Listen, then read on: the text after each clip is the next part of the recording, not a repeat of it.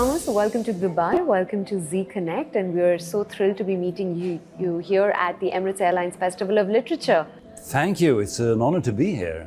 Great, and we were talking offline and I told you this is the first time I'm meeting you and I'm already intimidated by your presence, not by you talking or anything that you're saying, but simply by knowing the fact that you're a behavior specialist and you must be reading me right from the time you saw me. Is that true? That is true. So what have you picked up so far? Well, you like people, and you are quite creative, and you can actually see possibilities. You do not like negativity. Yes, that is true. To mention a few things. Yeah. Correct? Yeah, great. You've mentioned some really nice things about me, so I'll take them all as... And also true things about you. Yes, also true. I love positivity, and I think you're a very positive person yourself. Try to be. Let's get into your journey, take you behind of where you started, exploring more into the field of human behaviors and philosophy. What interested you about it?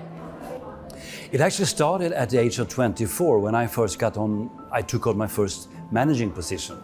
I thought I knew it, I thought I had it down, but in short words, I messed it up completely. I did so bad, it was horrible.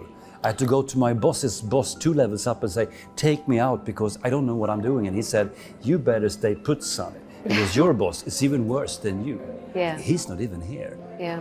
And then I finally got rid of that position and I didn't help at all.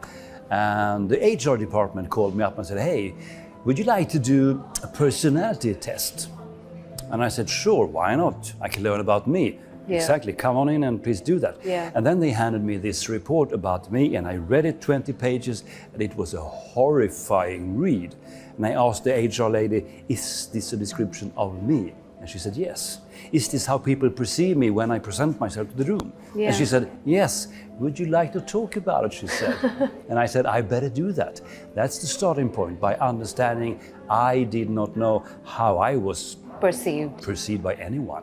I have never contemplated this at all. Yeah. That's where the journey started for me, and I'm still learning about me 30 years later, actually. Really? Yes, I am. Wow. So tell me, why did you name your book Surrounded by Idiots? I was publishing thrillers then, and I said to myself, as a management consultant, I had talked about behaviors and personality styles and colors for a decade or so, and then I said to myself, maybe I should write a book about it because people like this content.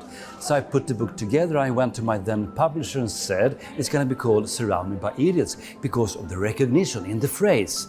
I mean, it's not very unique. We've all been in those meetings, we feel I'm the only one who gets it, right? We recognize the phrase surrounded by idiots. So I went to the publisher with my own cover design, with the title of the book, and they looked at me with horror in their eyes and said, that's the worst thing you have come up with so far. Scrap the whole idea. It's a stupid title. It's an ugly cover. Don't do it. No one's interested. Go back to writing thrillers. Oh my God. But I didn't take good advice, so I had to publish it myself.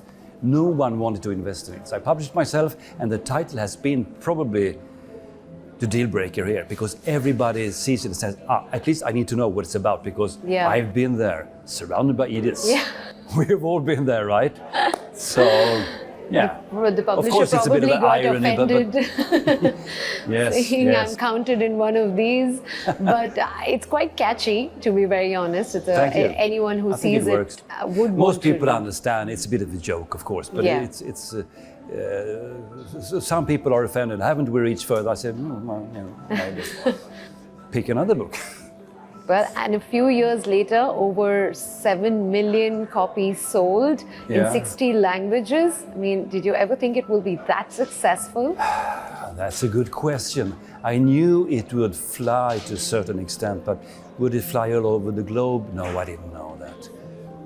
I had some luck probably also. Of course I had, so probably timing and who knows really. Yeah, maybe. When good fortune comes your way, who knows what that is? Absolutely. And like you said earlier, nobody was ready to take it, and then you published it yourself, and then from there to here, having such a great success with the book. Congratulations. Thank you, thank you. Tell me, how do people really apply these behavior patterns in their lives, in their personal and professional lives? How are these frameworks helpful? Well, anything you want to achieve in life, you will be dependent on other people. That is just the way it is. You need to be able to communicate, you need to be able to interact, and you need to be able to connect.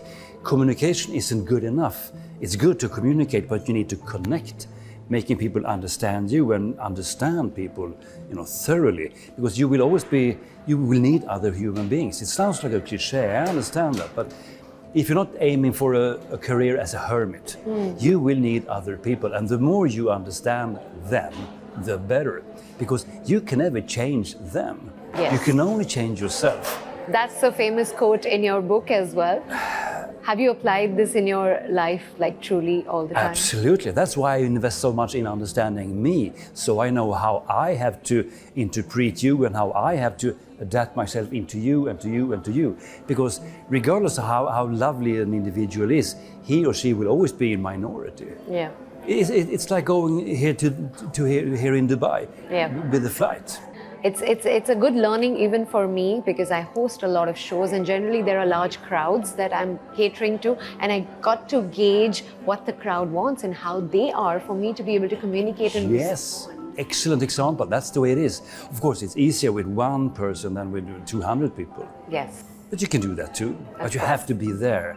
You have to pay attention. Yeah, knowing the energy of the crowd and how they really are. Understand their expectations. Absolutely. That's one thing also. Yep.